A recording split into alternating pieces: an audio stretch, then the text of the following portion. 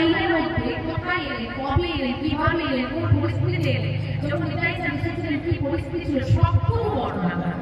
মানে এই দুটো লাইনে আমাদের পুরো নিলাম হয়ে আছে। অনেকে যারা শাস্ত্র পাঠ করে এই যে শ্রীমদ্ ভাগবত গীতা, চৈতন্য চরিতামৃত, চৈতন্য ভাগবত, এগুলো শুধুমাত্র আমাদের ধর্মগ্রন্থ নয়, এটা শুধুমাত্র আমাদের ভক্তিমূলক গ্রন্থ নয়, এটা আমাদের ইতিহাস, আমাদের দর্শন। আমরা ইতিহাস থেকে আমাদের পুরাকালে আমাদের পরিবেশটা কেমন ছিল সেটা জানতে পারি, আমাদের সংস্কৃতিকেও জানতে পারি। কি বললেন? রামকৃষ্ণ এক চক্রাঘা, কোথায়? বীরভূম জেলা, গ্রামের নাম এক চক্রাঘা। এক চক্রাঘা যদি কেউ যেয়ে থাকে, যারা তারাপীঠ গিয়েছেন অবশ্যই দর্শন করে এসেছেন। এক চক্রাঘা হারাই পণ্ডিত ঘরে, পিতার নাম হারাই পণ্ডিত, মাতার নাম পদ্মাবতী। এখানে আপনি কেউ আমাকে যারা জানেন বলতেই পারে যে মা হারাই পণ্ডিত নয়, নামটা আরো বলতেই পারে, কারণ চৈতন্য চরিতামৃত, চৈতন্য ভাগবতে হারাই পণ্ডিত নাম উল্লেখ করেছে। এবং যদি কেউ ভক্তমান বস্তু পাঠ করে থাকে সেখানে আরো নাম হয়। যেহেতু আজকে আমাদের চৈতন্য বিষয়ক যত গ্রন্থ আছে তার মধ্যে চৈতন্য চরিতামৃত, চৈতন্য ভাগবত প্রামাণিক গ্রন্থ। আজকে চৈতন্য চরিতামৃত, চৈতন্য ভাগবত অনুসারে আমি ভাগবত নামটা ব্যবহার করলাম, হারাই পণ্ডিত নামটা গ্রহণ করলাম। আর যদি বিচার কোনো অসুবিধা নেই, কারণ শাস্ত্র ক্ষেত্রে বহু কিছু বলা থাকে, সেখানে বিচার করার ক্ষমতা আমাদের নাই। তাই হোক, হারাই পণ্ডিতের ঘরে গেলে মাতার নাম পদ্মাবতী, তার নাম হারাই পণ্ডিত, পণ্ডিত শুভ মাঘ মাস, তাহলে পরের মাসের ঘটনাই হচ্ছে শুভ মাঘ মাস, শুক্লা ত্রয়োদশী, মানে পণ্ডিত মাঘ মাসে একটা বিশেষ একাদশী হয়, যার নাম ভীম একাদশী। একাদশীর পরের দিন হয় দ্বাদশী, তারপর দিন নিত্যানন্দ ত্রয়োদশী। এই নিত্যানন্দ ত্রয়োদশীতে আমার নিতাই চাঁদের আবির্ভাব কি মায়া পালন করে সবাই তো বলে না। আজকে তো জেনে নিলেন, এরপর করবেন তো বাহ। এখন আমরা বাঙালি হই, আমরা সনাতন ধর্মের মানুষ হই, আমরা গৌড়ের মাটির মানুষ হই, আমরা পশ্চিমবাংলার মানুষ, আমাদের গৌড়। তাহলে এই পশ্চিমবাংলার মাটিতে আমরা গৌড় হয়ে এসেছিলেন। শ্রীকৃষ্ণ বাংলায় কথা বলতেন না, শ্রীরামচন্দ্র বাংলায় কথা বলতেন, একমাত্র গৌড় বলেছে বাংলা, গৌড় বলেছে বাংলা ঠাকুর, বাংলা ভাষায় কথা বলতেন। আমরা সেই বাংলা ঠাকুরকে আমরা নিজেদের কাছে পেয়ে আমরা 25শে ডিসেম্বর পালন করি, তাই তো?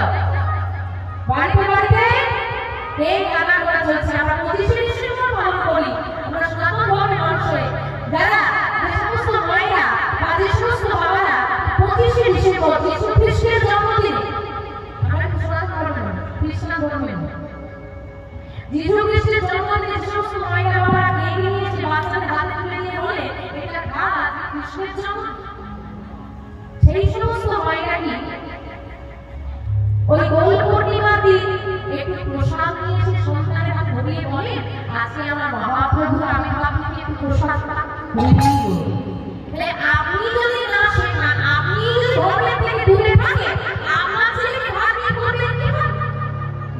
মনে রাখবেন, মাটি যেরকম হবে ফসল সেই রকম হবে। টক তেঁতুলের গাছ লাগিয়ে মিষ্টি আমের আশা করলে কোনোদিনই কিন্তু পাওয়া যাবে না।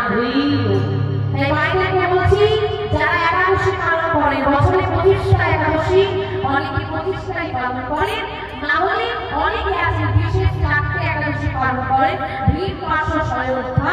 মোটামুটি যারা কম বেশি একাদশী পালন করেন তারা এই নিত্যানন্দ ত্রয়োদশীটাকে একাদশী স্বরূপই পালন করবে।